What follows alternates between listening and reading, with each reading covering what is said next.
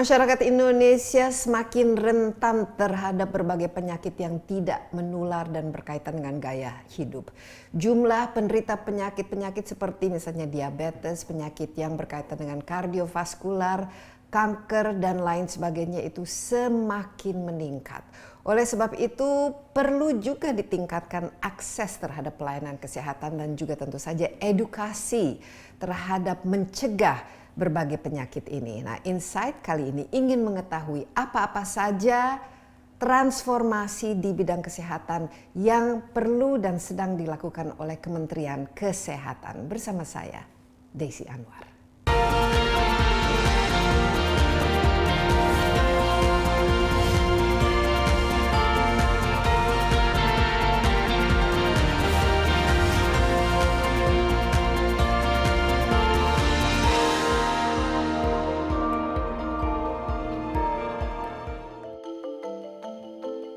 Rapat paripurna DPR pada 11 Juli 2023 mengesahkan RUU Kesehatan menjadi undang-undang. Menteri Kesehatan Budi Gunadi Sadikin berharap dengan disahkannya RUU Kesehatan ini menjadi awal baru membangun kembali sistem kesehatan yang tangguh di seluruh Indonesia. Tidak terkecuali di daerah terpencil, tertinggal, di perbatasan, maupun kepulauan. Saya ingin mengajak seluruh elemen pemerintah pusat, kementerian lembaga, pemerintah daerah, swasta, organisasi, dan semua masyarakat untuk ikut membangun kesehatan sampai ke seluruh pelosok negeri. Pengesahan RUU Kesehatan ini merupakan salah satu langkah dari transformasi kesehatan. Langkah ini dibutuhkan untuk membangun arsitektur kesehatan Indonesia yang tangguh, mandiri, dan inklusif.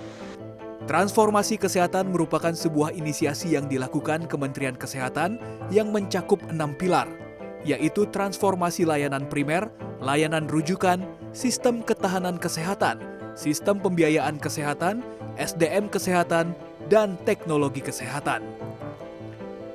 Sistem pemerintahan berbasis elektronik atau e-government merupakan upaya Kemenkes dalam memanfaatkan teknologi informasi dan komunikasi guna meningkatkan pelayanan dan tata kelola pemerintahan. Sejak tahun 2021, Kemenkes juga telah mengembangkan platform Satu Sehat dan Citizen Health App sebagai bagian dari strategi transformasi digital kesehatan. Pada peringatan Hari Kesehatan Nasional ke-59 ini, Kementerian Kesehatan mengangkat tema Transformasi Kesehatan untuk Indonesia Maju.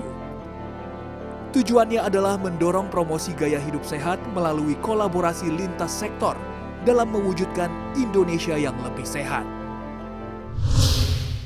Insight with Desi Anwar kali ini berada di ruang podcast di Kementerian Kesehatan dan saya sudah ditemani oleh Wakil Menteri Kesehatan, Dr. Dante Saxono Harbuwono. Dr. Dante, apa kabar? Baik. Sehat selalu. Sehat, alhamdulillah. Terima kasih, Desi. Saya sudah mengenal Dr. Dante sebenarnya, kita sudah cukup lama ya kenalan. Udah lama.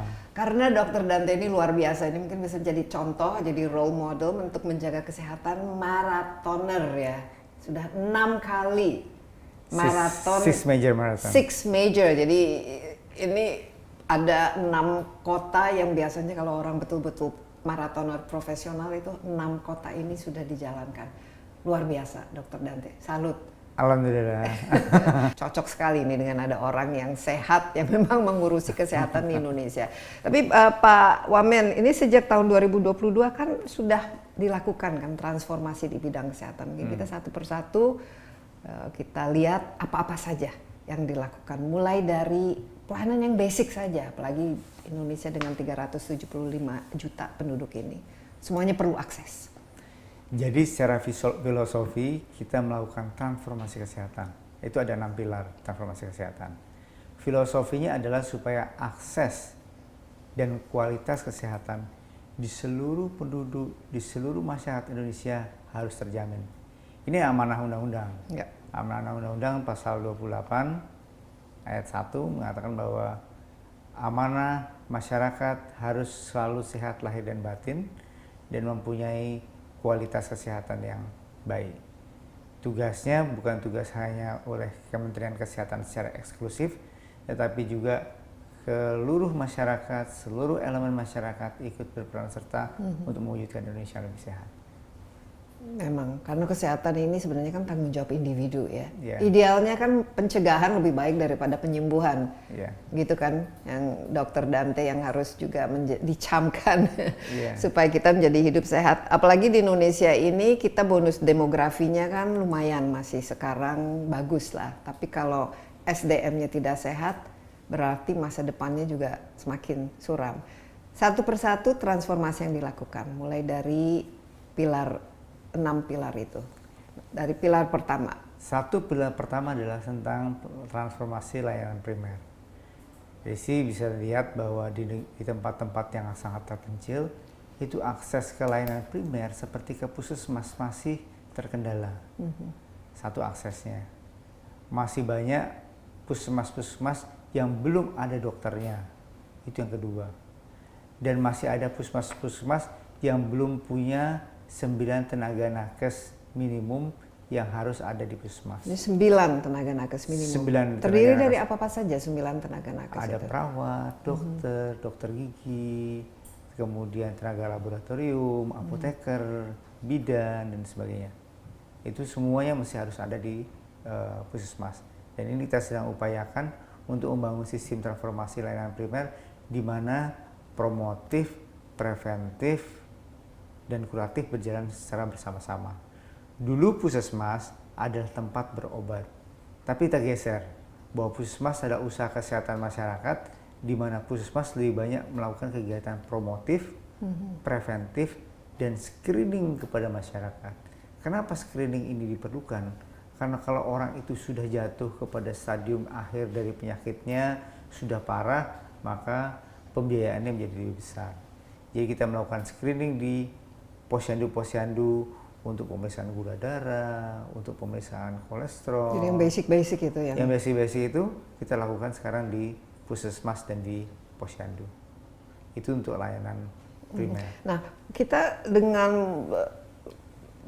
ini kan kita arkipelago ya, kepulauan yang begitu luas ya, dari Sabang sampai Merauke ya.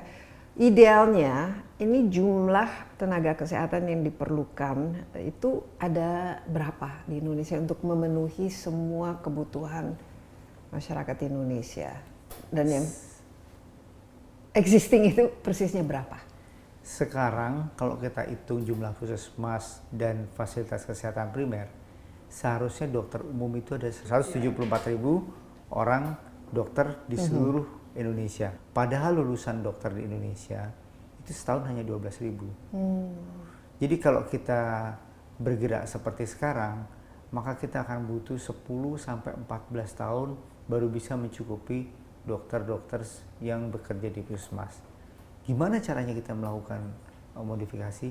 Ada dengan membuka kuota pendidikan dokter menjadi lebih banyak, sehingga dokter-dokter tersebut nanti setelah lulus itu jauh lebih banyak daripada 12.000 dan bisa kita tempatkan di daerah sangat terpencil. Wow, jadi kita sebenarnya butuh 174.000 ya, karena penduduk 275 juta orang. Tapi jumlah yang real ini Lulus. sekarang yang lulus 12.000 itu pertama cuma hanya 12.000 12.000 per tahun. Tapi kalau di total ada berapa sekarang yang memang sudah bekerja sebagai dokter, Pak Dokter Dante? Mungkin sekarang yang bekerja sebagai dokter sekitar 140-an. Jadi masih ada Masih gap ada gap, ya. masih ada Kalau gap. jumlah dari puskesmas itu sendiri berapa, dan idealnya berapa yang harus kita miliki? Jumlah puskesmas sekitar 10.200 di seluruh Indonesia.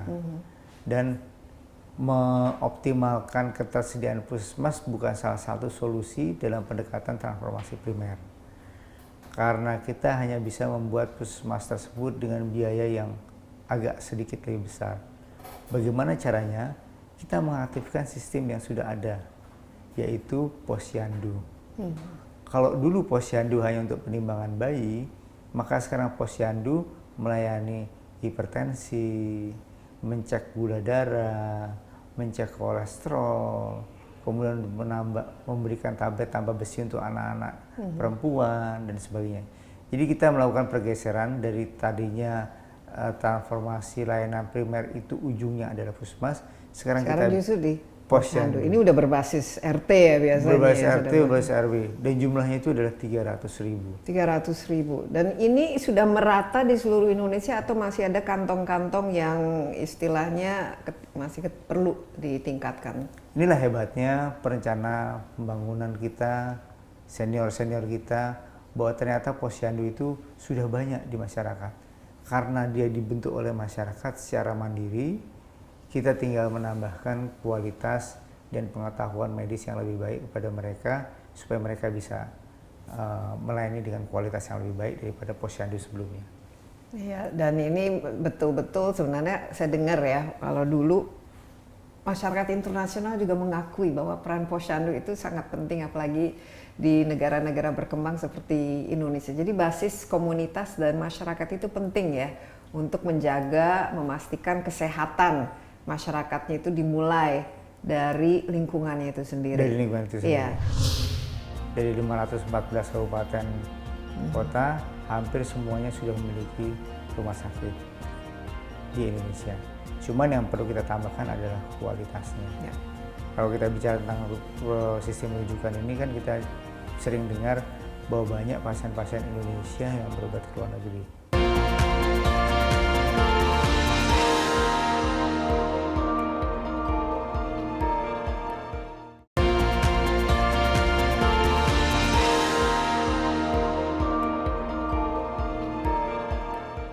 Nah, Dokter Dante, puskesmasnya ini sendiri nanti bagaimana? Ini kan ada peningkatan dari peran ya posyandu. Ke puskesmas kalau seperti apa? Teritorial kesehatannya tetap ada di puskesmas. Sehingga puskesmas itu bertanggung jawab terhadap kualitas yang diberikan oleh posyandu. Baik kualitas penyuluhan, edukasi maupun pelayanan di posyandu. Makanya nanti ketika ada posyandu akan didampingi oleh bidan yang berasal dari puskesmas. Bidan ini kan punya pengetahuan medis yang agak lebih cukup dibandingkan dengan tenaga kader yang ada di posyandu. Sehingga posyandu-posyandu ini kita aktifkan 300.000 bersama bidan-bidan di sana sehingga akhirnya kualitas posyandu ini lebih baik. Puskesmas tetap sebagai pembina dari posyandu dan diharapkan pembinaan ini akan meningkatkan akses dan kualitas dari posyandu itu sebaik mungkin. Ya, fasilitas yang harus mutlak dimiliki oleh sebuah puskesmas. Kan tadi 9 tenaga medis itu. Ini sini bagaimana profilnya di seluruh Indonesia? Di mana tentu saja mungkin ada daerah yang masih kurang lengkap lah ininya, fasilitasnya. Jadi memang kita punya PR yang besar untuk SDM di seluruh Indonesia. Pertama adalah kuantitasnya, kedua distribusinya, ketiga kualitasnya. Tiga-tiga ini harus terlayani dan harus ada di puskesmas secara berkesinambungan. Ya. Kalau kita melakukan kegiatan untuk melakukan efisiensi dari tiga hal tersebut dan kita transfer knowledge-nya ke tenaga kesehatan di kader posyandu, nanti puskesmas akan memberikan evaluasi. Dulu puskesmas ada tempat berobat, sekarang kita arahkan sebagai unit kesehatan masyarakat. Jadi yang harus banyak dilakukan oleh puskesmas bukan mengobati, tetapi menjaga masyarakat tetap sehat. Bagaimana caranya? Dengan edukasi, program promosi yang lebih banyak, program screening yang lebih banyak di puskesmas-puskesmas. Jadi bagaimana melakukan transformasinya? Apa peran Kementerian Kesehatan dalam ini untuk mentransformasi? Apakah dari segi fundingnya atau dananya atau dari segi fasilitatornya dan lain sebagainya? Bagaimana? Contoh konkret yang ada, dulu kematian ibu itu paling besar. Dan itu kematiannya terjadi di rumah sakit, bukan di puskesmas. Kenapa terjadi di rumah sakit?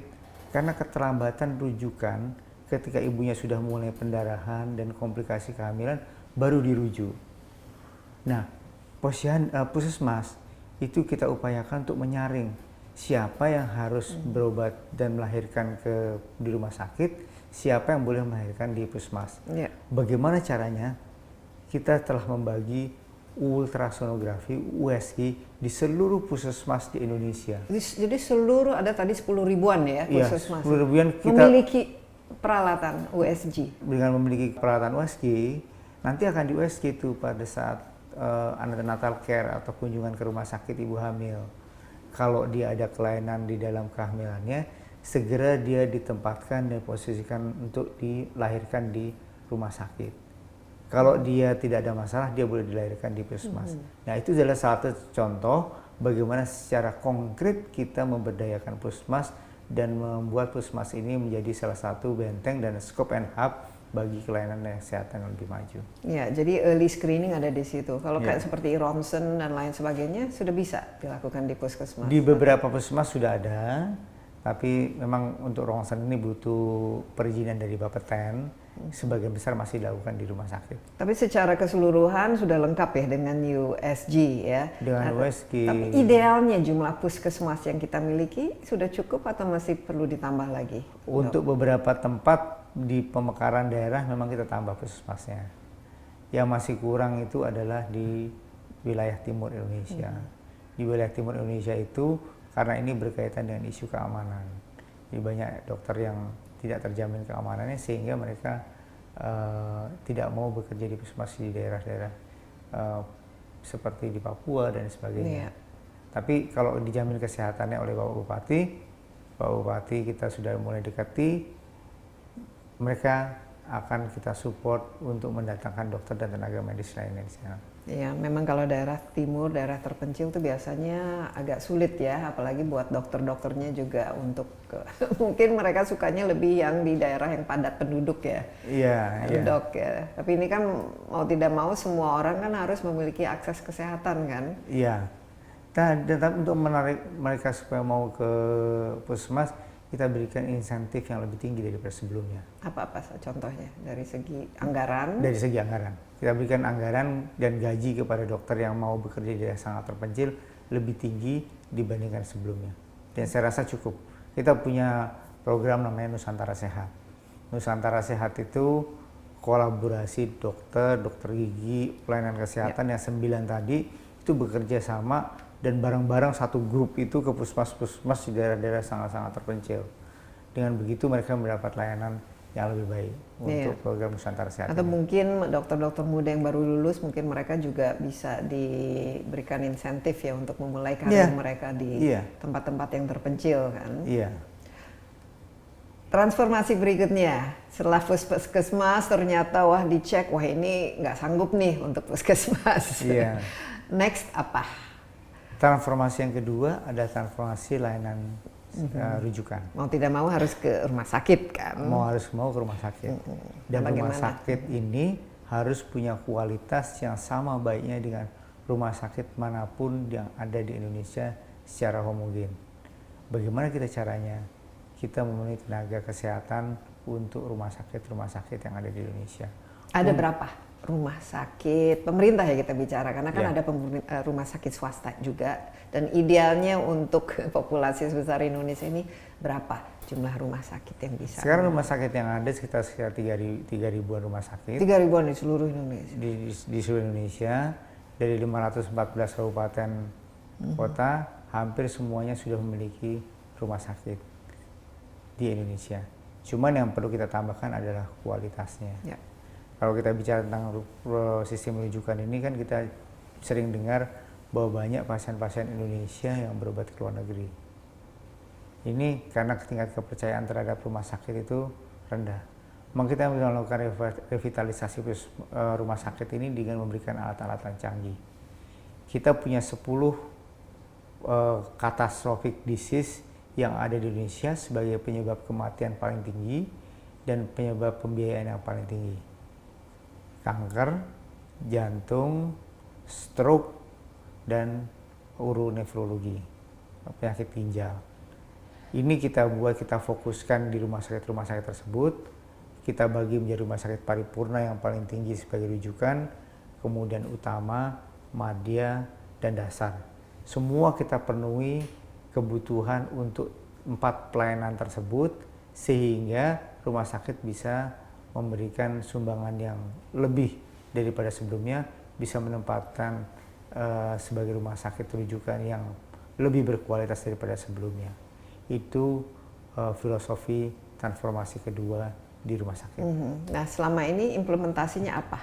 Bisa berikan contoh transformasi yang sudah dilakukan dan mungkin targetnya sampai akhir Misal untuk jantung. Untuk jantung kita ingin 514 kabupaten rumah sakit RSUD di daerah harus bisa melakukan cath lab. Harus punya cath lab, kateterisasi jantung. Bayangkan kalau misalnya sekarang ya, ada kena serangan jantung, misalnya di Maluku Utara, dia nggak punya cath lab. Dia mesti diterbangkan ke Manado atau ke Makassar misalnya. Nah, ini kan makan waktu. Yeah. Padahal ada golden period supaya penyakit ini bisa sembuh dengan total dengan melakukan kateterisasi.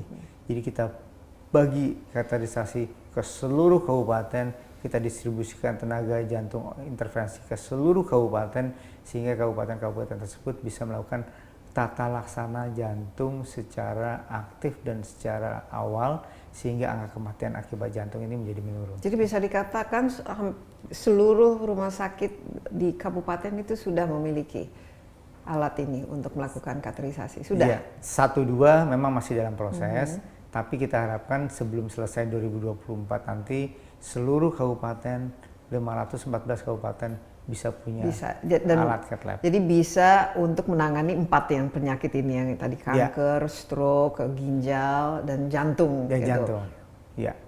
Ini anggaran dari pusat semua, dari ada beberapa anggaran yang dimasukkan dari pusat, APBN, ada yang berasal dari DAK rumah sakit, dan dari BLU rumah sakit juga ada. Jadi anggaran ini memang kita buat skenario sedemikian rupa sehingga saling melengkapi lah. Jadi rumah sakit yang berbasis kabupaten sudah bisa menangani kalau ada pasien kanker misalnya, mereka kan harus taruhlah melakukan kemo, atau kalau stroke ya itu harus betul-betul diobati dengan segera gitu, penyakit kardiovaskular itu semua sudah bisa dilakukan di rumah sakit yang tingkat kabupaten. Untuk jenis layanannya rumah sakit tadi saya sampaikan dibagi 4. Ada yang tingkat dasar, itu di 514 kabupaten. Ini jenis layanannya tertentu.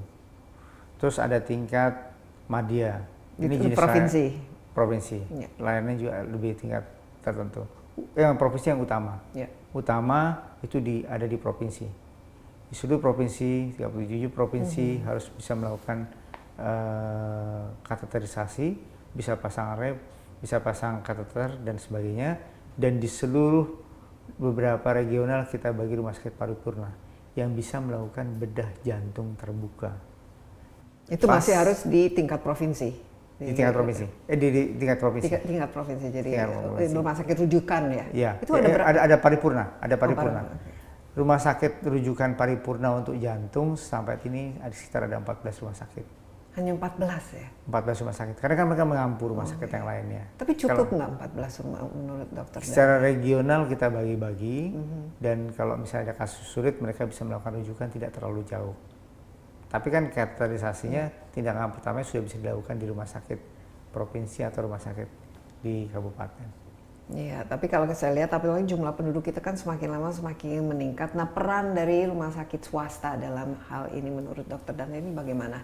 Penting dan memang sangat membantu, dan juga apakah ini merupakan teman atau ancaman bagi keberadaan? Jadi keberhasilan program-program kesehatan itu bukan eksklusif milik Kementerian Kesehatan saja.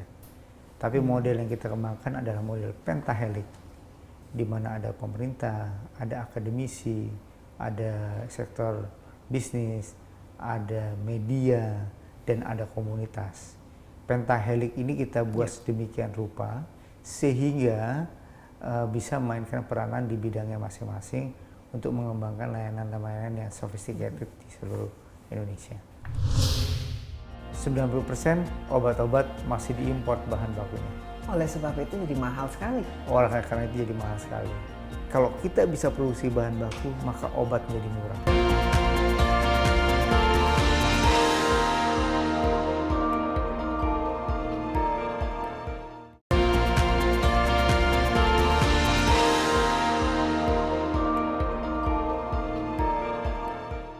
Nah, ini kan tadi kita masih sangat kurang ya jumlah dokter. Nah, bagaimana? Apakah pengadaan dokter, ini tadi dokter Dante orang Indonesia yang mampu, mereka sering terbang ke Singapura atau ke Thailand ya, atau bahkan ke Amerika Serikat untuk mencari pengobatan.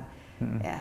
Nah, ini kan sebenarnya kan memerlukan biaya cukup tinggi untuk menjadi sehat. Tapi dalam satu sisi juga ini merupakan bisnis lah. Iya. Ya, kalau kita setiap orang berobat ke luar negeri kan berarti ada inilah yang dikurangi lah pemasukannya di Indonesia. Ini bagaimana transformasi yang perlu dilakukan misalnya dengan pengadaan dokter daripada orang ke luar negeri, tapi justru mendatangkan dokter-dokter dari luar negeri untuk kerjasama dengan rumah sakit di Indonesia. Apa yang perlu dilakukan? Data yang kita punya itu sekitar 160 triliun angka biaya kesehatan yang keluar negeri. Bayangkan kalau 160 triliun itu dikelola secara pentahelik tadi, 160 triliun itu bisa untuk membuat alat-alat canggih di Indonesia. Masalahnya itu adalah dua menurut saya. Kenapa mereka berobat ke luar negeri? Satu, hospitality. Hospitality mereka kadang-kadang karena kenyamanan, promotif itu lebih baik. Ini harus kita akui dan ini harus kita perbaiki. Kemudian yang kedua adalah tingkat kepercayaan masyarakat kepada dokter di Indonesia. Dokter di Indonesia nggak semuanya jelek. Dokter di Indonesia banyak yang bagus-bagus, banyak yang pasiennya banyak tuh di ngantri dan sebagainya di Indonesia. Ini memang kekuatannya, sebenarnya kekuatan tingkat kepercayaan masyarakat yang harus ditumbuhkan bahwa berobat di Indonesia sama kualitasnya dengan berobat di luar negeri. Nah, bagaimana cara meningkatkannya ini? Kita bangun tadi fasilitas-fasilitas yang tadinya tidak ada menjadi ada. Misalnya PET scan. PET scan ini adalah alat yang digunakan untuk memeriksa dan mendeteksi kalau ada penyebaran tumor di seluruh tubuh. Tadi cuma ada 3 di Indonesia. Hanya 3? Tadinya cuma ada 3. Tadinya? Iya, tadi cuma ada 3. Sekarang kita akan tambah PET scan di seluruh provinsi, sehingga seluruh provinsi akan punya PET scan untuk memeriksa penyebaran tumor. Tapi harus ada dengan orang yang paham Iya, menggunakan. Jadi tenaga medisnya kan jadi harus ditambah juga yang bisa.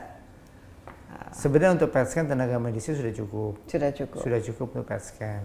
Hanya karena memang prioritas dari sebelumnya ini tidak menyangkut masalah KJSU tadi, kanker jantung, stroke dan urogenital, maka ini tidak terekam dengan baik dalam perencanaan.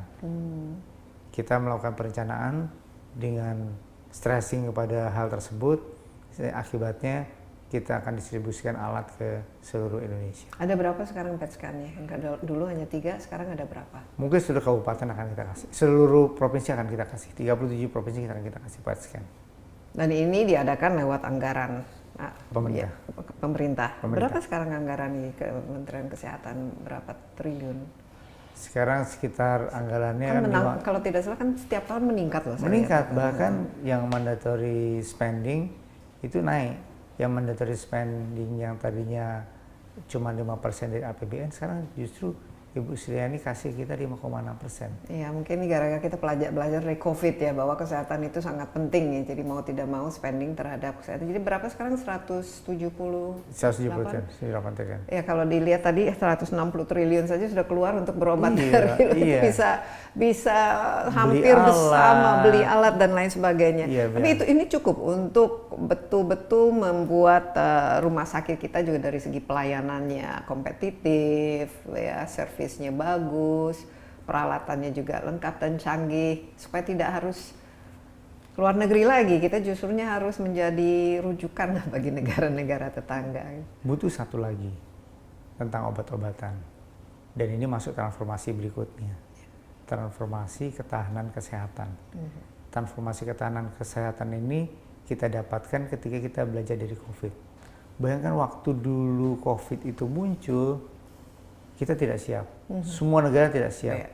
Ada yang kita APD aja nggak bisa bikin, masker aja sulit, handscoon saja sulit, sehingga kita mengalami ketahanan yang lemah. Sekarang 45% transaksi alat-alat kesehatan sudah ada di Indonesia. 45%. 45% sudah bisa dilakukan di e-katalog. Ini contohnya apa-apa saja? Kita bicara yang basic atau yang misalnya ya tadi PET scan itu kita sudah bisa produksi sendiri. PET scan belum. Oke, apa garis besarnya 45%? 45% itu garis besarnya misalnya alat USG. USG itu bisa bikin. Sudah. Dalam negeri. Alat-alat yang sederhana, misalnya infus pump, itu sudah bisa bikin di luar negeri, di Indonesia. Kemudian alat-alat yang sederhana, misalnya inkubator, kita juga bisa bikin bisa di Indonesia. Kalau ronsen masih belum? Ronsen belum. Okay. Nanti tahap berikutnya 2024 sampai 2027 alat canggih. Tapi kita sudah mulai untuk mengembangkan PET scan, pembuatan PET scan, pembuatan MRI, pembuatan alat-alat lain yang lebih canggih lagi, PET scan dan sebagainya. Itu akan selesai nanti di perencanaan kita di 2027. 2027 ini memerlukan roadmap-nya aja sampai tahun 2027 ya, dokter. Dan kita mulai tahun 2022 aja 5 tahun lah istilahnya. Nah, obat-obatan bagaimana? Karena kalau kita lihat ini komponen yang paling mahal, ya apalagi kalau kita bicara mengenai obat yang branded ya, obat yang import. Ini bagaimana supaya ya obat-obatannya juga tepat, tapi affordable ya, sanggup ya masyarakat membayarnya, dan juga kita tidak terlalu tergantung pada ya big pharma itu. Ya karena mereka kan di sana kalau di luar negeri itu menjadi industri yang salah satu industri terbesar, taruhlah di Amerika Serikat maupun di Eropa, hanya ada beberapa kan nama-nama yang memproduksi. Nah di kita nih bagaimana? Setahu saya kan ya kita ada Bio Farma, ada Kimia Farma, tapi ketahanan berbasis obat ini apa transformasinya? Kuncinya ada di pengadaan bahan baku obat. Kita sudah melis obat-obat yang paling banyak by volume, by value, yang harus kita punya bahan baku obatnya. Sementara ini produksi obat-obatan dilakukan di Indonesia, tetapi bahan bakunya masih diimpor. Kenapa? Karena kita belum bisa, industri kimia kita masih belum bisa. Ini sedang kita kembangkan. Contohnya misalnya kita inilah paracetamol gitu. Paracetamol. Kita nggak bisa. Belum bisa bahan bakunya. Belum ada bahan bakunya. Itu apa bahan bakunya sebenarnya? Bahan bakunya dari minyak bumi. Dari minyak bumi didesilasi beberapa tahap jadi fenol dan sebagainya, produksi paracetamol. Itu jadi kita harus impor. Harus impor. Selama ini harus. Kenapa nggak transformasi supaya kita sendiri bisa? Itu yang kita lakukan sekarang. Jadi COVID memberikan pelajaran kepada kita bahwa kalau kita ingin mandiri di bidang kesehatan, maka salah satunya adalah bahan baku. Contoh lagi yang paling sering, ini kita obat batuk gitu. Kita bisa ada bahan bakunya atau kita harus import itu? Beberapa harus import. Masih lebih banyak yang diimpor. Berapa persen dari obat-obatan yang kita perlukan kita impor sampai sekarang, dok? 90%. 90% obat-obat masih diimpor bahan bakunya. Oleh sebab itu jadi mahal sekali. Oleh karena itu jadi mahal sekali. Kalau kita bisa produksi bahan baku, maka obat jadi murah. Target sampai tahun 2027 berapa persen harusnya kita bisa? Ada beberapa target untuk ketahanan ini. Yang pertama vaksin. Vaksin untuk bayi-bayi. Untuk bayi-bayi. Untuk vaksin bayi. Bayi-bayi rutin yang melakukan divaksinasi, kita harus bahan baku vaksinnya dan produksi vaksinnya harus ada di Indonesia.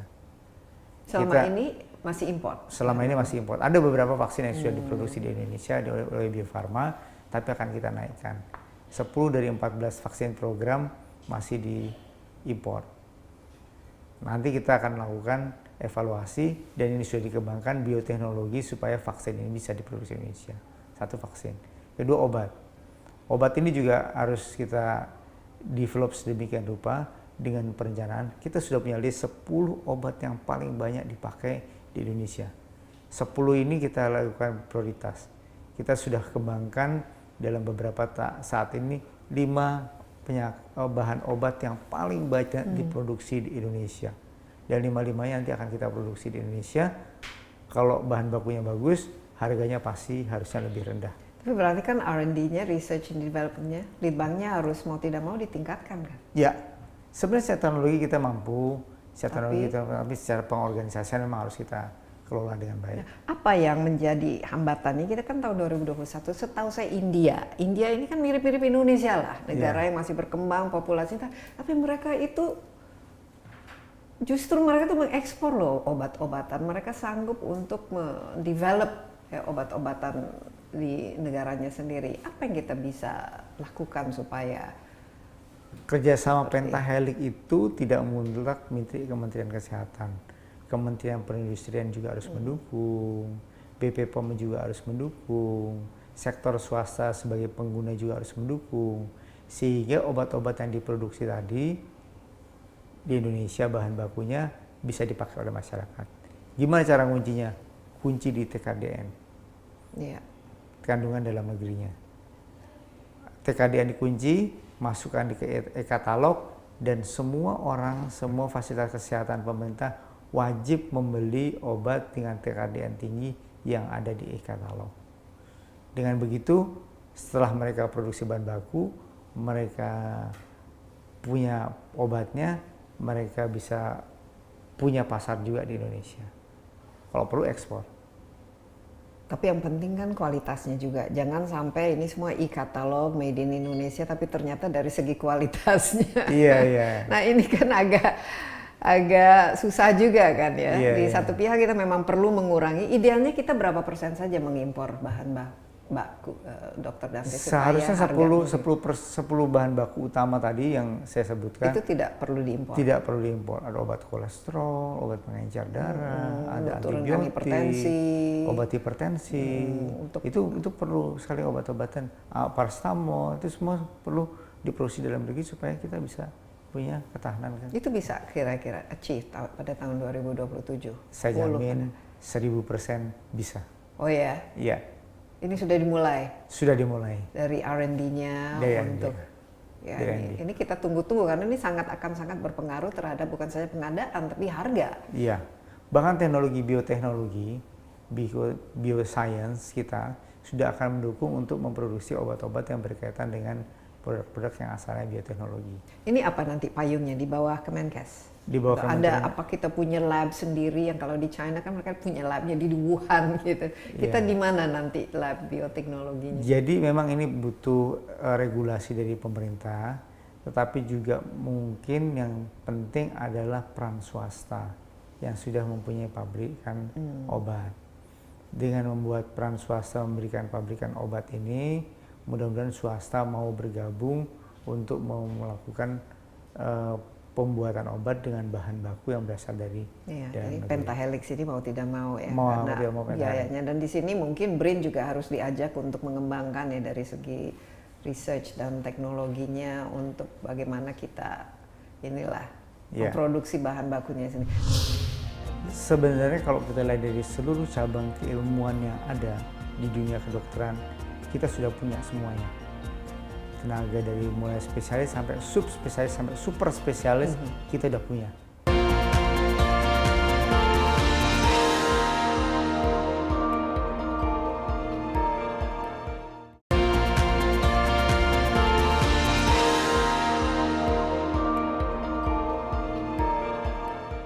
Tapi ada satu yang belum terjawab, yaitu pengadaan dokter ahli, karena kita mungkin nggak puas atau tingkat kepercayaan pada dokter Indonesia. Kerjasama dengan dokter-dokter asing ini bagaimana sekarang regulasinya dan bagaimana nanti implementasinya? Apakah hanya boleh di rumah sakit swasta atau di rumah sakit pemerintah juga? Karena kan kita butuh transfer of technology tapi transfer of knowledge juga. Sebenarnya kalau kita lihat dari seluruh cabang keilmuan yang ada di dunia kedokteran, kita sudah punya semuanya. Tenaga dari mulai spesialis sampai subspesialis sampai super spesialis kita udah punya. Hanya beberapa teknologi terus berkembang di dunia kedokteran, dan perkembangan teknologi kedokteran ini masih diadaptasi oleh tenaga-tenaga dokter yang spesialis dan subspesialis tadi, sehingga kita butuhkan dokter-dokter dari luar negeri untuk melakukan transfer ilmu yang terbaru kepada dokter-dokter di Indonesia. Ini akan diberlakukan di daerah ekonomi kesehatan khusus, misalnya di Sanur Bali, kita akan memberikan kelonggaran untuk dokter tersebut bisa berpraktek di Indonesia, tetapi hanya di kawasan KEK saja, kawasan ekonomi. Kenapa? Atau ini prototipe saja atau nanti kemudian hari bisa direplicate di tempat lain? Sementara prototipe, yang penting mereka melakukan transfer teknologi. Tujuannya apa sih sebenarnya? Karena hanya di satu daerah ini. Supaya ini sebagai model bagaimana nanti masyarakat melakukan penerimaan terhadap teknologi tersebut. Masalah komunikasi, kemudian masalah kebiasaan masyarakat berobat, ini kan butuh adaptasi. Sebagai contoh, di luar negeri itu orang jarang berobat malam hari. Di kita, untuk sektor swasta, berobatnya di malam hari. Nah, model-model seperti itu yang harus kita selaraskan dengan dokter-dokter yang ada di luar negeri ini. Dan nanti kalau transfer teknologi ini jalan dari dokter-dokter di luar negeri, kita akan punya kualitas dokter yang lebih baik lagi. Cepat atau lambat, karena perdagangan bebas, untuk praktek kedokteran tidak bisa dihindarkan, bisa dilakukan dokter. Asal mereka memenuhi berbagai macam persyaratan. Itu nanti dokternya rata-rata datang dari mana? Kan kita juga harus pilih-pilih kan kualitas dokter. Oh iya, iya. Rata-rata nanti dari mana, Dok? Dari tempat-tempat yang memang bisa punya standar kompetensi medis yang tinggi. Misalnya dari Harvard University, dari Stanford University. Kerjasama dengan rumah sakit atau dengan dokternya saja? Dengan rumah sakitnya. Dengan rumah sakit. Mereka tidak boleh berpraktek secara individual. Mereka harus berada di dalam payung rumah sakit. Di payung rumah sakit, kita mesti akan punya grip yang lebih kuat untuk mendukung supaya ini berjalan dengan baik, tidak menyalahi aturan, tidak untuk berbisnis, tetapi murni transfer teknologi. Menarik ini. Kita harapkan jadi kalau orang sekarang kita berobat nggak usah ke Singapura atau nggak usah ke Mayo Clinic, tapi ke Bali gitu. Ke Bali. Itu kan istilahnya. Jadi paling tidak ini ada semacam rujukan juga ya, bertaraf internasional, tapi nggak harus pakai paspor kalau terbang di sana. Iya. Dan kualitasnya tidak kalah. Tapi SDM ini kan Dr. Dante mengatakan bahwa SDM kita ya semuanya tuh ada ya. Tapi secara terus terang dibanding dengan negara-negara lain bagaimana? Kualitas profesionalitasnya dan juga mungkin pendidikan kedokteran itu sendiri apa yang masih perlu ditransformasi? Jadi pendidikan kedokteran sekarang sudah mulai bagus. Pendidikan kedokteran sekarang sudah mulai menggunakan modul. Kalau dulu per subjek departemen, sekarang sudah per modul khusus. Misalnya modul kulit, itu di mahasiswa kedokteran tuh belajar kulit dari semua sisi, dari dari histologinya, dari penyakitnya, dari patologinya, dari biokimiawinya dan sebagainya. Mereka dipandang dengan model-model pendidikan modul seperti itu. Dengan membuat modul-modul pendidikan, maka kualitasnya kita akan sama dengan rumah sakit yang ada di luar negeri. Tapi pendidikan, saya lihat ya dokter Dante sendiri juga mendapatkan pendidikan tambahan bisa dari luar negeri ya. Iya, kalau kursus-kursus yang untuk jadi spesialisasi. Nah ini bagaimana ke depan? Karena ya memang mau tidak mau kita harus ada lah pendidikan spesialisasi itu yang ditingkatkan kan. Ada aksioma di dalam kedokteran bahwa dalam 3 tahun ilmu kedokteran itu berubah 100%. Kadaluarsa jadi. Kadaluarsa. Karena teknologi. Karena teknologi yang makin berkembang, AI dan sebagainya. Nah, untuk supaya dokter Indonesia itu bisa menjalankan praktek berdasarkan perkembangan teknologi, maka dokter-dokter Indonesia harus mengupgrade pengetahuannya di bidangnya masing-masing. Dan itu sudah jalan. Rata-rata dokter Indonesia melakukan itu? Melakukan itu. Upgrading lah. Upgrading di ini. Terutama dokter-dokter yang ada di kota-kota besar, kita sudah melakukan upgrading. Bagaimana dengan dokter-dokter terpencil? Kita membuka program Training of Trainer. Training of Trainer ini ditujukan untuk dokter-dokter yang nantinya akan memberikan pendidikan kepada dokter-dokter di daerah yang tidak punya kesempatan pendidikan ke luar negeri tersebut. Jadi mereka yang berangkat ke luar negeri dijadikan tenaga Training of Trainer, dan Training of Trainer tadi akan memberikan pendidikan secara luas di dokter-dokter yang sangat terpencil. Jadi adalah kesempatan untuk itu ya? Ada. Nah, kalau bicara mengenai pembiayaan, ini kan semua kan membutuhkan pembiayaan. Tadi ada anggarannya kan dinaikin terus setiap tahun. ya khusus untuk tahun ini atau tahun ke depan kan naik jadi 170 sekian ya. Di mana fokus pembiayaan yang akan paling besar? Tetap pembiayaan terbesar itu ada di PBA yang menerima jasa JKN. Oh iya, jaminan kesehatan. Jaminan Kesehatan Nasional. Itu menjadi dana yang paling banyak menyerap pembiayaan. Saya lupa angka persisnya. Di atas 50%? Di atas 50% kira-kira. PBI ini masuk sini. Terus yang kedua adalah pengembangan rumah sakit. Pengembangan rumah sakit tadi dengan membagikan alat-alat yang canggih yang diidentifikasi dari mulai strata rumah sakitnya juga diperlukan. Dan yang paling penting sebenarnya bukan masalah pembiayaan dari APBN yang terfix tadi, tapi kita juga memberikan pembiayaan beasiswa untuk dokter. Kita sudah mendapatkan 2.500 LPDP kepada dokter-dokter yang ingin melanjutkan pendidikan ke luar negeri maupun di dalam negeri. Kementerian Kesehatan sudah menyediakan beasiswa sekitar 2.000 tahun ini. Ini udah tingkat master ya biasanya? Ya, untuk melakukan pendidikan di luar negeri. Dan yang paling penting adalah pembiayaan afirmasi. Pembiayaan afirmasi ini untuk menutup gap kekurangan dokter yang ada di daerah. Timur khususnya ya? Di rural. Jadi pemerintah daerah kita ajak, terus kita tempatkan pendidikan putra-putra terbaiknya di tempat perguruan tinggi terbaik di Indonesia, dibiayai oleh pemerintah daerah, dan syaratnya dia harus kembali ke daerah untuk mengabdikan diri dalam pelayanan kesehatan. Nah ini sudah berjalan dengan baik, Dok? Sudah. LPDP sudah kita terus gulirkan dan banyak sekali yang berminat dan banyak sekali sekarang dokter.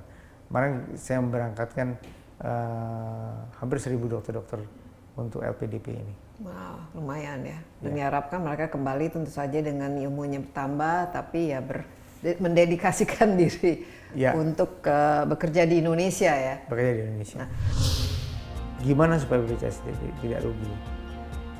Itu harus didasarkan atas perbaikan mutu pelayanan kesehatan yang dikaitkan dengan cost.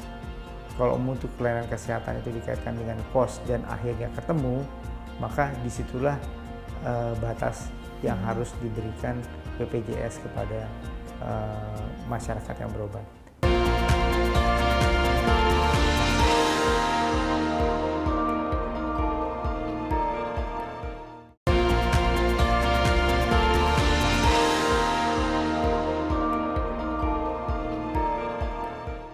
Kembali ke ini tadi JKN ya, kita kan punya BPJS. Ini menurut saya tuh salah satu yang luar biasa yang kita miliki. Di Amerika Serikat saja mereka nggak punya tuh jaminan sosial yang berbasis seluruh masyarakat ya.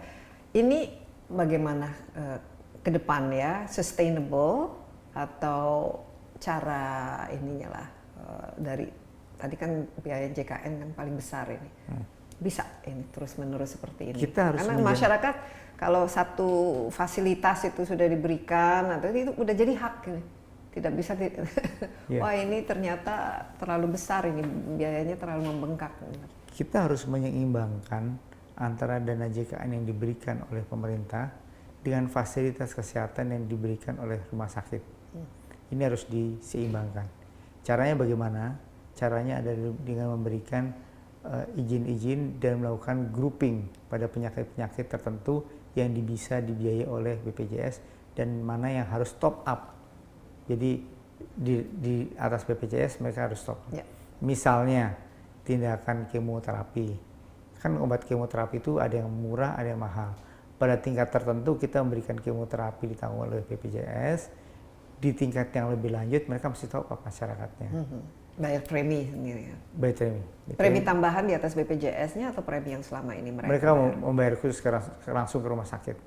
Membayar khusus langsung jadi ke rumah sakit. Jadi bayar gap-nya lah ya? Bayar gap-nya. Dan gap-nya ini akan kita perkecil terus supaya pembiayaan ini bisa. Kita juga nggak pengen BPJS rugi. Gimana supaya BPJS tidak rugi? Itu harus didasarkan atas perbaikan mutu pelayanan kesehatan yang dikaitkan dengan cost. Kalau mutu pelayanan kesehatan itu dikaitkan dengan cost dan akhirnya ketemu, maka disitulah batas yang harus diberikan BPJS kepada masyarakat yang berobat. Di atas itu mereka mesti top up. Ingat, selama ini BPJS merugi. Selama ini lumayan, laporan tahunan Gapnya BPJS seperti apa? laporan tahunan BPJS sedang tidak merugi sekarang. Sudah mulai bagus ya? Sudah mulai gitu. bagus, sudah mulai bagus. Ini saya tertarik ini dengan orang itu kalau spending berobat ke luar negeri itu bisa sama dan jumlahnya dengan Iya. anggaran yang di bawah Kementerian Kesehatan. Ini kan berarti kalau layanannya bagus, orang itu sebenarnya mau bayar berapapun ya? Betul. Orang yang mau berobat berapapun. Tinggal kualitas dokternya, tingkat pelayanannya kita perbaiki. Ada soft skill, ada hard skill. Hard skill-nya ada di bagaimana dokter itu melayani dan melakukan pengobatan. Soft skill-nya adalah bagaimana pelayanan kesehatan itu bertumpu pada pasien dan memberikan hospitality yang baik. Kekuatan kita kan selama ini adalah, kelemahan kita adalah soft skill-nya yang nggak gitu bagus. Ini ada untuk mentransformasi ada soft skill-nya. Soft skill Lewat kita, apa? lewat pemberian pelatihan hospitality kepada perawat, hospitality kepada tenaga administrasi, hospitality kepada customer service di rumah sakit pemerintah, sehingga mereka akan mempunyai peluang untuk punya kualitas yang sama dengan yang ada di luar negeri. Jadi hasil survei itu memang karena kualitas dokternya, soft skill dokternya, bukan pelayanan secara keseluruhan. Misalnya kualitas rumah sakitnya, kecanggihan peralatannya, kelengkapan dan lain sebagainya kan mahal kan sebenarnya. Sama sekali untuk hal tersebut Indonesia itu sama. Sama ya? Sama dengan di luar negeri. Hanya hospitality yang kita mesti perbaiki. Kalau ini kita kembali ke teknologi, karena sekarang ya tadi ilmu kedokteran setiap 3-4 tahun kan mau tidak mau berevolusi, apalagi dengan adanya sekarang teknologi baru, taruhlah AI, mungkin dokter saja sudah tidak diperlukan ya, karena ini semua bisa dilakukan oleh kecerdasan artifisial.